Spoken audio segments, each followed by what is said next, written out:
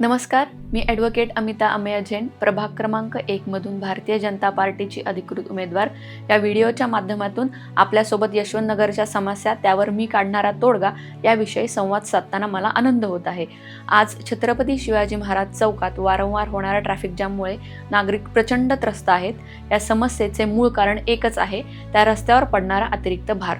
आज वराळे यशवंतनगर तपोदाम कॉलनी परिसरातील नागरिकांना चाकण रस्त्याला जोडणारा एकच रस्ता आहे, जो छत्रपती शिवाजी महाराज चौकातून जातो।